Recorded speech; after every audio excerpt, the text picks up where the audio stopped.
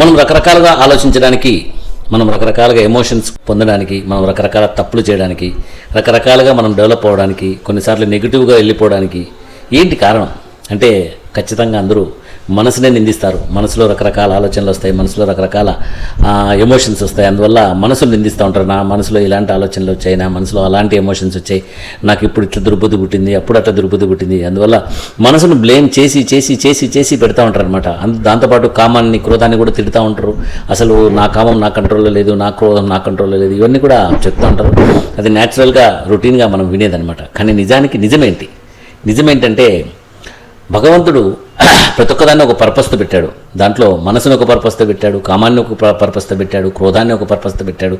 బాడీలో రకరకాల చక్రాలను అంటే కుండలిని, రకరకాల సబ్ సెంటర్స్ అన్నింటినీ కూడా ఒక్కొక్క పర్పస్తో ఒక్కొక్క దాన్ని పెట్టాడు. వాటి పని అవి చేస్తూ ఉన్నాయి. ఇక్కడ శృతి మించి మితిమీరి ప్రవర్తిస్తున్నది ఎవరు ఏంటి అంటే, నేను 24 సంవత్సరాల ఆధ్యాత్మిక ప్రయాణంలో నా గురువుగారి సహకారంతో ఒక్కొక్క లేయర్ లోపలికి తొలగిపోతూ వెళ్ళే కొద్దీ నేను అర్థం చేసుకున్న విషయం ఏంటంటే, భగవంతుడు ప్రతి ఒక్క ఆత్మకు స్వేచ్ఛనిచ్చినాడు. ఆ స్వేచ్ఛ ప్రకారం ఎవరు ఎలాగైనా కూడా ముందుకెళ్ళొచ్చు, వెనక్కి వెళ్ళొచ్చు, పక్కకి వెళ్ళొచ్చు, పైకి వెళ్ళొచ్చు, కిందికి వెళ్ళొచ్చు, ఏ రకమైన నిర్ణయాలైనా తీసుకోవచ్చు. భగవంతుడిని కూడా కాదనొచ్చు, భగవంతుడిని యాక్సెప్ట్ చేయొచ్చు. ఈ రకంగా స్వేచ్ఛనిచ్చినాడు భగవంతుడు.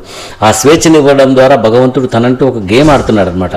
ఆ గేమ్ని మనం అర్థం చేసుకోలేక మనం ఆ స్వేచ్ఛను దుర్వినియోగం చేసుకుంటూ ఎప్పటికప్పుడు అన్నింటినీ నిందిస్తూ మనం చాలా అన్రెగ్యులేటెడ్గా ఉన్నాం వ్యక్తిత్వం విషయంలో. ఆ స్వేచ్ఛ వలన మనము జన్మలకు రకరకాల వ్యక్తిత్వాలన్నీ కూడా డెవలప్ చేసుకుంటూ రకరకాలుగా తయారవుతూ ఈరోజు మనకు అంతరంగంలో చేరుకున్న పొల్యూషన్స్ని బట్టి, మనకున్న స్వేచ్ఛను బట్టి రకరకాలుగా రెస్పాండ్ అవుతున్నాం. ఇందులో మైండ్ చేయగలిగింది ఏం లేదు. మనం ఎలా ఉంటే మన మైండ్ అలాగే పనిచేస్తుంది, మన కుండలిని అలాగే పనిచేస్తుంది, మన లోపల శక్తులన్నీ కూడా అలాగే ప్రేరేపితమవుతాయి.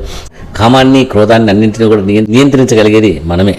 కాబట్టి ఇక్కడ రెగ్యులేట్ కావాల్సింది బయట విషయాలు కాదు, మన స్వేచ్ఛను ఎలా వాడుకోవాలి. ఒక క్రమశిక్షణ కలిగిన సైనికుడు యుద్ధంలో ఎలా పోరాడతాడు, తన స్వేచ్ఛను వదిలి, తన ఇష్టాయిష్టాలను వదిలి పైన కమాండర్ ఎలా ఆదేశిస్తే అలా చేస్తాడో, మనం కూడా భగవంతునితో సమకాలీనంగా ఉంటూ, భగవంతునితో మమేకమవుతూ, భగవంతుడి ఇష్టానుసారం మనము ముందుకెళ్ళగలిగితే జీవితం ధన్యమవుతుంది. ఇక్కడ స్వేచ్ఛను రెగ్యులేట్ చేయడం, స్వేచ్ఛను సరైన పద్ధతిలో వాడుకోవడం, స్వేచ్ఛను అద్భుతంగా తయారు చేసుకోవడం, ఇది మనం సాధించాల్సిన విజయాలు. కాబట్టి never ever blame mind, it is misused freedom.